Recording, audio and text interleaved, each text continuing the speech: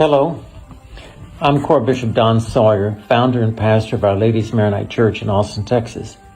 In this video, I'll be taking you through the time when we built our church. When we settled in the parish hall in 1985, our goal was always to save up for a big down payment for building the church. We formed a building committee that consisted of Julia Sawyer, Yolanda Taran, Roger O'Curry, and myself. After interviewing many architects, we signed a contract with Bill Scamardo from W.C. Scamardo Architects in Bryan College Station, Texas. We presented Bill to our parishioners on May the 14th, 1995, and started the process. On Wednesday, May 8th, 1996, marked the last liturgy in our chapel. Here you see the chapel getting ready to be moved out of the property to clear out the land for construction. It served us well, and we missed the chapel and hated to see it go. We sacrificed big trees for building the church. Here, Anthony and Bobby Delmonico, as well as Edward Taran, cutting the trees down. They were all younger and slimmer, including myself. Architectural plans were put out for bids in December 1996, but it took us a year to find the right company to build the church.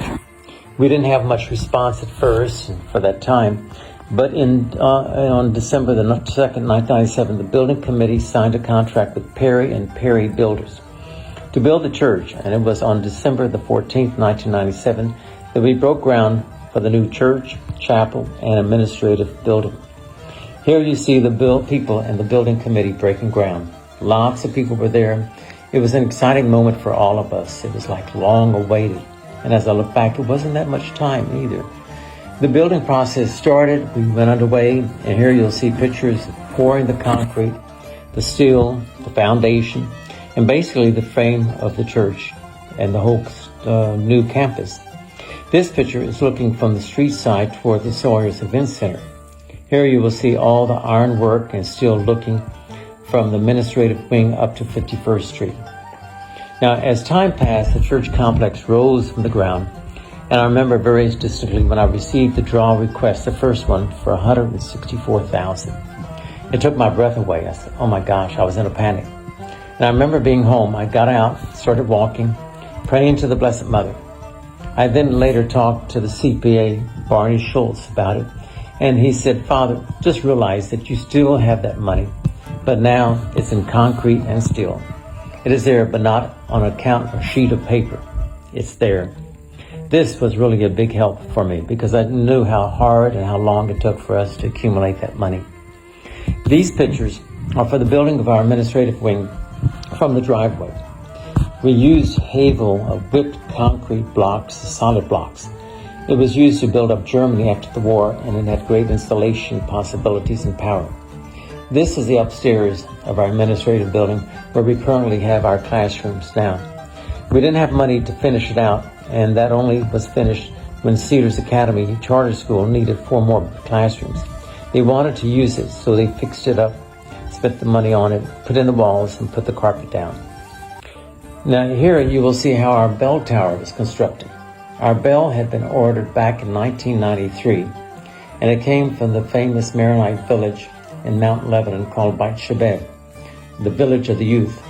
This village is renowned for those bells, and I remember Father Caesar Ashgar, a friend of mine from Lebanon, who had been a pastor in Canada, asking me if I wanted the bell, and I said, yeah. And he said, what size? I didn't know what size. I didn't know they came in different sizes. Anyway, we ordered it, and he took a chance and got the right size, and we kept it in the parish, and it arrived. It kept it in the parish hall till the time we lifted it up and installed it. What is interesting is that for the bell tower, we needed a small dome on the top, but where we were to find it. Our contract and building manager found a propane railroad car that was dismantled in Hearne, Texas. They purchased it and painted red and put the cross on the top, and this is the dome on the bell tower. One of the inputs our parishioners had was to have a chapel. And here you see the apse of the chapel. It is typical Eastern. It is looking east because Christ rose from the east and he'll come back from the east. The topography of our land all fell into place. It had to be God's will, the way everything worked out. It's God's will. Inside the church, this is our altar area. Our parishioners wanted the altar to be higher to make it easier on them to see. We did that. Here is the apse, and that took a lot of work fixing it. And you will see the building of the bema, the platform extending out from the altar with all the concrete and steel that went into it. The bema was going to be much longer. And as they're creating it, I said, no, we need to cut it back. And so the guys working with us, they were great. They said, sure, we could cut it back, and it's perfect. It works for everything, from weddings, funerals, any and everything, baptisms. Now, I remember as well the windows in the altar area.